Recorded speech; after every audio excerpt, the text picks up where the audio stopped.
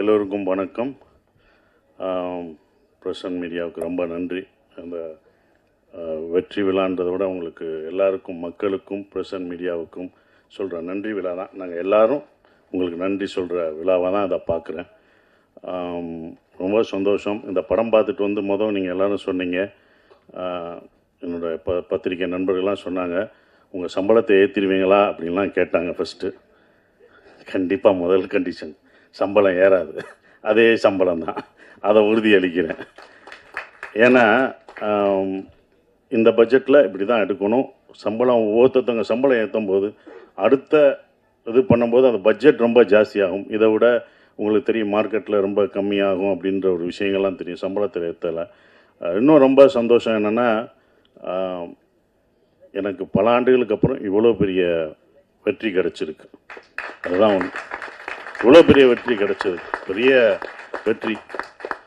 இது என்னோட வெற்றியாக நான் நினைக்கல. இந்த படம் வெற்றியை வந்து ஒரு சசிகுமார் ஜெயிச்சுட்டான், ஒரு $1 மில்லியன் ஜெயிச்சிருச்சு அப்படின்னு நினைக்காதீங்க. புது இயக்குநர்களுக்கு சான்ஸ் கொடுக்கலாம். இனிமேல் எல்லாம் புது இயக்குநர்கள், தோல்வி அடைஞ்ச இயக்குநர்களுக்கு நம்பிக்கை கொடுத்துருக்கு. இந்த படம் வந்து நம்பிக்கை தான் கொடுத்துருக்கு. நாங்களாம் உங்களுக்கு நம்பிக்கை தான் கொடுத்துருக்கோம். பொறுமையாக காத்துக்கிட்டு அதுக்கான இதில் இருந்தால் கண்டிப்பாக நமக்கு வந்து வெற்றி கிடைக்கும். இன்னொன்று, நம்ம தோல்வியை ஒத்துக்கணும். நான் தோல்வி அடைஞ்சிருக்கேன், என் தோல்வியை ஒவ்வொரு தடவையும் நான் ஒத்துக்கிட்டேன். இந்த படம் முதல் நாள் கலெக்ஷன் என்ன உங்கள் எல்லாருக்கும் தெரியுமா? இந்த படம் முதல் டே வியாழக்கிழமை போட்டப்போ இதோட முதல் கலெக்ஷன் என்னென்ன என்னாச்சுண்ணே சொல்லுங்கள்? ₹2 வருமா, ₹2.25 வருமா? வந்துருச்சா? உண்மையை பேசுவோம். இது எதுக்கு போய் நடிகர்கள்ட்ட உண்மையை சொல்லுங்க. எவ்வளோ ஓடி இருக்குன்னு சொல்லுங்க. ஏன் மறைக்காதீங்க. எவ்வளோ ஓடி இருக்குன்னு சொன்னாதான் யாரும் சம்பளம் ஏற்ற மாட்டாங்க, யாரும் எதுவும் பண்ண மாட்டாங்க, உண்மையாக இருப்பாங்க. அப்போ நீங்கள் ஒவ்வொரு தடவையும் சொல்லும்போது தான், சார் இந்த 2.5 ஏன் நான் சொல்கிறேன்னா, முதல் நாள் இந்த படத்தோட கலெக்ஷன் 2.5 அப்படின்னா என்னோடய மொத்த படம் ஒரு படம் வந்து 2.5 தான் கலெக்ட் ஆகிருக்கு. அதை நான் தெரிஞ்சுக்கிட்டேன். ஸோ என்னுடைய இந்த படம் ஒரு படம் 2.5க்கும் ஓடி இருக்குது, இப்போ பல கோடிக்கும் ஓடி இருக்குது. இதோட இது உங்களுக்கு தெரியும். இது பெரிய ஹையஸ்ட், என்னுடைய ஹையஸ்ட் இது வந்து குட்டிப்புலி தான். சுந்தரபாண்டியனும் குட்டிப்புலி தான். அந்த குட்டிப்புலியும் சுந்தரபாண்டியனும் ஹையஸ்ட் கலெக்ஷனை இந்த டூரிஸ்ட் ஃபேமிலி வந்து அடிச்சிருக்கு. அது ரொம்ப சந்தோஷமாக இருக்குது. அப்போ ஒரு நம்பிக்கை கொடுக்குற, நான் இதை ஏன் இவ்வளோ தூரம் சொல்கிறேன்னா, இனி வரும் உங்களுக்கு நம்பிக்கை என்றைக்கும் விடாமுயற்சியோட விட்டு கொடுக்கக்கூடாது. அந்த நம்பிக்கை கொடுக்குறதா ஒரு 5 பேருக்கு நம்பிக்கை கொடுத்தா எனக்கு சந்தோஷமாக இருக்கும்னு நான் நினைக்கிறேன். அந்த பொறுமையும் இதுதான். ஏன்னா இது படம் ஆரம்பிக்கும் போதே யுவராஜ் தான் ரொம்ப கான்ஃபிடண்ட்டாக இருந்தார். எங்கள் ப்ரொடியூசர் சொன்னார், சார் உங்களுடைய இது என்ன ஞாபகம் இருக்குமான்னு தெரில, இது எவ்வளோ போகும்ட்டு. சார் உங்கள் இதை கண்டிப்பாக இந்த படம் மேலே என்னோட நம்பிக்கை வச்சது இந்த ப்ரொடியூசர்ஸ் 2 பேரும் தான். அவங்க தான் இது மேலே ரொம்ப நம்பிக்கை வச்சாங்க. சார் இது நல்லா வரும் சார். எனக்கு சுந்தரபாண்டியன் உங்களை எப்படி எல்லாருக்கும் பிடிச்சதோ, சின்ன பசங்கள்லேருந்து வயசானவங்க வரைக்கும் உங்களுக்கு எப்படி பிடிச்சதோ, இந்த படத்தில் வர தர்மதாஸ் கேரக்டர் எல்லாருக்கும் பிடிக்கும் சார்னு தேட்டரில் போய் பார்க்கும்போது அதை உணர்ந்தோம். ஒவ்வொரு தேட்டரும் படும்போது மக்கள் வந்து ரொம்ப நாளைக்கு அப்புறம் குடும்பமாக ஒரு தேட்டரில் வந்து படம் பார்க்குறேன். எல்லாம் ஓடிடியில் இருக்காங்க, வீட்டில் இருக்காங்கன்னு நினச்சிட்டு இருந்தோம். நல்ல படம் கொடுத்தா அவங்க வர்றாங்கன்றது இப்போ தெரிஞ்சுக்கிட்டேன். நான் தெரிஞ்சுக்கிட்டேன், இது எனக்கு தான். அப்போ எல்லோரும் தெரிஞ்சுக்கணுங்க. அப்போ ஃபேமிலியாக வர்றாங்க, ஏன்னா இவ்வளோ வர்றாங்க அப்படின்னும் போது அவங்க நல்ல படம், இந்த மாதிரி குடும்பத்தோடு ஒரு படம் பார்க்கலான்ற நம்பிக்கை கொடுத்துருக்கு. ஒரே மாதிரி படம் பண்ண வேணாம், டிஃப்ரெண்ட்டாக படம் பண்ணலாம், ஜானர் ஆஃப் படம் பண்ணலாம் அப்படின்ற ஒரு நம்பிக்கையை வந்து இந்த படம் கொடுத்துருக்காதான் நான் நினைக்கிறேன். இப்போ வரைக்கும் ஃபேமிலி தேட்டருக்கு வந்துக்கிட்டே இருக்காங்க. பெரிய குடும்பம் என்றைக்குமே அப்போ இருந்து இப்போ இருந்து ஒரு விஷயம் இருக்குது. ஏன்னா நாங்களும் தேட்டர் வச்சுருக்கோம். அந்த தேட்டர் கவுண்டர் பின்னாடி நான் உட்காந்துருக்கும்போது லேடிஸ் கவுண்டர்லாம் கூட்டம் வரும், பயங்கரமாக இருக்கும், கூட்டங்களாக நிற்கும். நாங்கள் சின்ன வயசில் உட்காந்து பார்ப்போம். அப்போ டிக்கெட்டில் உள்ளவங்களாம் சொல்லுவாங்க, எந்த படம் பெண்களுக்கு பிடிச்சி தாய்மார்களுக்கு பிடிக்கிற படங்கள்லாம் சூப்பர் ஹிட் ஆகும் அப்படின்னு அப்போ இருந்து சொல்லுவாங்க. அது இப்போ வரைக்கும் அது நடந்துக்கிட்டு தான் இருக்குது. அதனால தாய்மார்களின் பேராதவருடன் அப்படின்னு ஒன்று போஸ்ட் அடிப்பாங்க. ஸோ அவங்களுக்கு பிடிச்சிச்சுன்னு வச்சுக்கோங்களேன், ஃபேமிலியாக வருவாங்க. 5 பேர் வர மாட்டாங்க, ஒரு குடும்பமே வரும். ஒரு குடும்பத்துக்கு பிடிச்சிச்சுன்னா வரும், ஒரு பசங்களுக்கு படம் பிடிச்சிச்சுன்னா அவ்வளோ பேர் வரும். ஸோ அப்படி இந்த படத்தை இவ்வளோ அழகாக ரீச் பண்ணி கொண்டு போன இந்த கம்பெனிக்கு நான் என்னுடைய வாழ்த்துக்களை தெரிவிச்சுக்கிறேன்.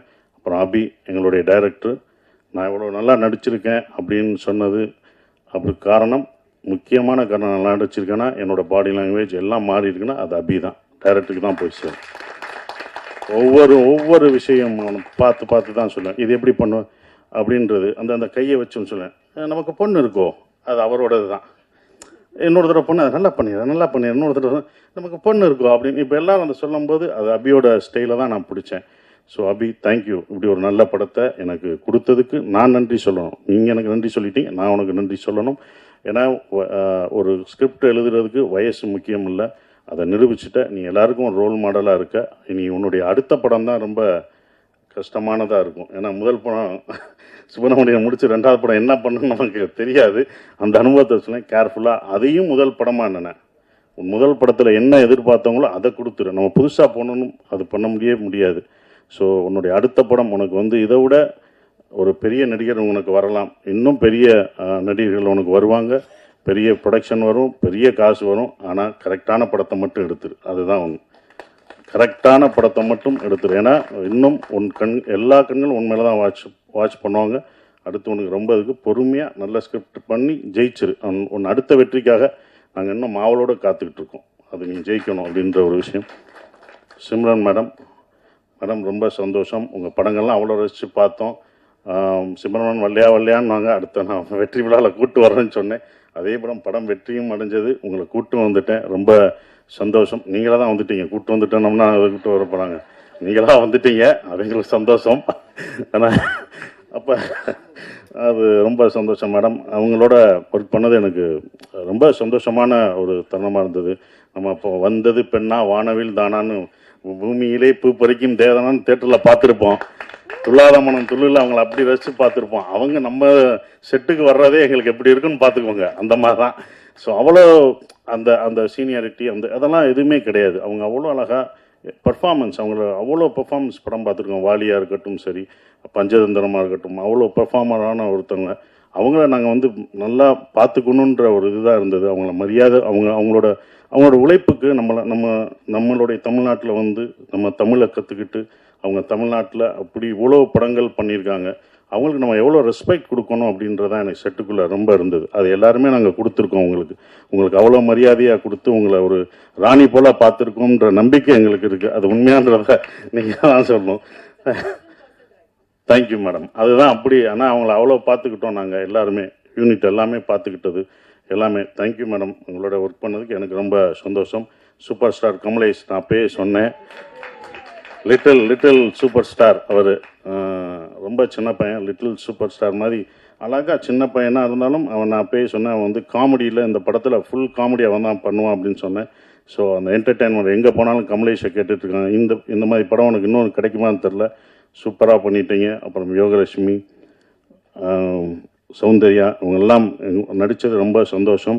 ஸ்ரீஜாமா வரல, அவங்க பொண்ணு வந்திருக்காங்க, அவங்களுக்கும் என்னுடைய வாழ்த்துக்களை தெரிவிச்சுக்கிறேன். பாஸ்கர் சார், குமரவேல் சார், எல்லாருமே பக்ஸ் எல்லாம் பிரமாதமாக நடிச்சிருக்காங்க. எல்லா கேரக்டரும் இருந்தது. எல்லாம் என்கிட்ட கேட்கும்போது ஒரே ஒரு கேள்வி தான் கேட்டாங்க, எப்படி சார் நீங்கள் ஹீரோ நடிக்கிறீங்க, இத்தனை பேர் இவ்வளோ கேரக்டர் நடிக்க விட்றீங்க, இவ்வளோ பேர் நல்லா நடிச்சிருக்காங்க, இவ்வளோ பேருக்கு ஸ்பேஸ் தர்றீங்க அப்படின்னாங்க. முதல் காரணம் நான் டைரக்டராக இருந்தேன், அதனால் அது டைரக்டர் பாயிண்ட் ஆஃப் வியூவில் பார்த்தேன். நான் ஒரு நடிகராக இருந்தால் கொடுத்துருப்பேனான்னு தெரில. 2வது பாயிண்ட்டு, இந்த கதையில் தர்மதாஸ் அம்மாவாக இருந்தான். அந்த அம்மா தான் எல்லாருக்கும் சோறு ஊட்டி விடுற மாதிரி, இந்தா நீ சாப்பிடுன்னு எல்லாருக்கும் கொடுத்துட்டு கடைசி நான் சாப்பிட்டுக்கிட்டேன். அதனால தான் எனக்கு அவங்க சாப்பிட்டது போக எனக்கு அது கடைசி எனக்கு பேர் கிடைச்சது. அது இவங்கெல்லாம் அதெல்லாம் தூண் மாதிரி பிடிச்சி நின்னாங்க. ஸோ அவங்க எல்லாருக்கும் நன்றியை தெரிவிச்சுக்கிறேன்.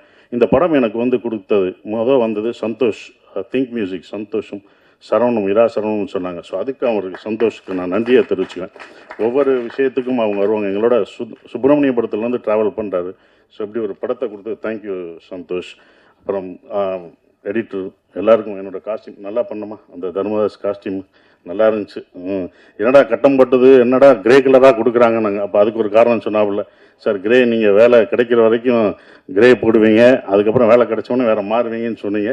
அந்த போஸ்டரே அந்த காஸ்டியூமே உங்களுக்கு ரொம்ப அந்த டிசைன்ஸ் ரொம்ப பிடிச்சது. நான் ஆரம்பத்திலே சொன்னேன், இந்த படம் உலகத் தமிழர்கள் மட்டும் இல்லை, உலக லெவலில் இந்த படம் பெரிய வெற்றி அடையும்னு நான் சொன்னேன். கண்டிப்பாக உலகத்தில் எல்லா பேரும் அவ்வளோ ரசித்து பார்க்குறாங்க. அந்த ஈழத்தமிழ் பேசின விஷயத்த அண்ணா அப்படின்னு அவ்வளோ இது பண்ணுறாங்க. நீங்கள் எப்போனா எங்கள் ஊருக்கு வருவீங்க எல்லான்னு கேட்டுட்ருக்காங்க.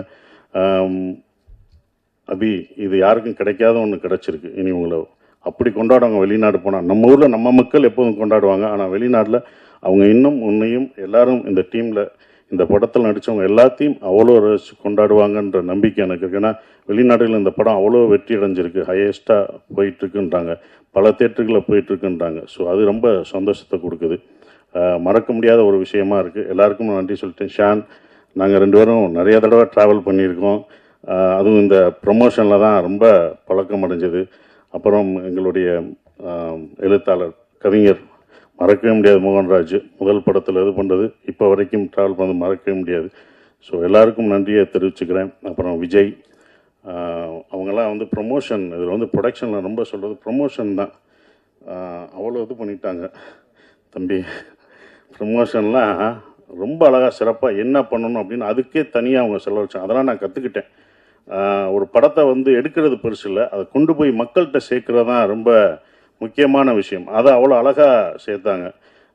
விஜயும் வெங்கட்டும் அதுக்கு முக்கிய ஒரு விஷயமா இருந்து அதை கொண்டு போனாங்க. ஹரீஷன், ஹரீஷன் இருக்கார், அவர் வந்து எல்லாத்தையும் எங்களை சேர்க்குறது ரொம்ப கஷ்டம். இவங்கெல்லாம் டேட் வாங்கி இவங்கெல்லாம் ஒன்று இணைச்சி அந்த ஒரு நாள் கொண்டு வர்றது ரொம்ப சந்தோஷமாக இருந்தது. அதுக்கு நன்றியை தெரிவிச்சுக்கிறேன். குறிப்பாக மறுபடியும் நம்ம யுவராஜுக்கு சொல்கிற ஒரே ஒரு விஷயம், ரொம்ப நன்றி. ஏன் சொல்கிறேன்னா, இந்த பட்ஜெட்டாக இந்த படம் எடுக்கல, அவங்க 2 படம் எடுத்திருக்காங்க. 2 படத்தோட இந்த படத்தோட பட்ஜெட் ஜாஸ்தி தான். நானே சொல்லுவேன், வேணாம் இவ்வளோ போகாதீங்க அப்படின்னு நான் சொல்லுவேன். அவங்களோட சண்டையெல்லாம் போட்டிருக்கேன், வேணாம் என்னை வச்சு மினிமம் பட்ஜெட்டில் எடுங்க, இவ்வளோ போகாதீங்க அப்படின்வேன். அது அவருக்கும் சொல்லியிருக்காங்க, இவரை வச்சு ஏன் எடுக்கிறீங்க, இது போகாமல் என்னன்னு பார்த்துக்கோங்கன்னு அவருக்கும் சொல்லியிருக்காங்க. அவர் என் மேலே நம்பிக்கை வச்சுருந்தார். அதோட இல்லை சார் நான் நம்பிதான் சார். நானே சொல்லுவேன், ராமேஸ்வரம் போகும்போதும் நான் சொல்லுவேன், பட்ஜெட் ஏறிடுச்சுன்னா அவங்களோட நான் சண்டை போடுவேன். இதோட 25ஆம் தேதி ஏன் போடுறீங்க, கிறிஸ்மஸ் ஹாலிடேஸ் எல்லாம் டபுளாக இருக்கும், வேணாம் சார் பரவாயில்ல சார் அப்படின்னு சொன்னாங்க. இந்த படத்து மேலே அவங்க அவ்வளோ நம்பிக்கை வச்சுருந்தாங்க. அந்த நம்பிக்கை வீண் போகலை. இந்த வெற்றி எங்களோட வெற்றி இல்லை, இது தமிழ் சினிமாவின் வெற்றியாக தான் நான் கருதுகிறேன். குடும்ப படங்கள் நிறையா வரும்ன்ற நம்பிக்கை எனக்கு இருக்குது. ஸோ இன்னும் மாறும், நிறையா படங்கள், நிறையா ஜானர் படம் வரும்னு நினைக்கிறேன். உங்கள் எல்லாருக்கும் என் நன்றியை தெரிவிச்சு அப்படியே நன்றி.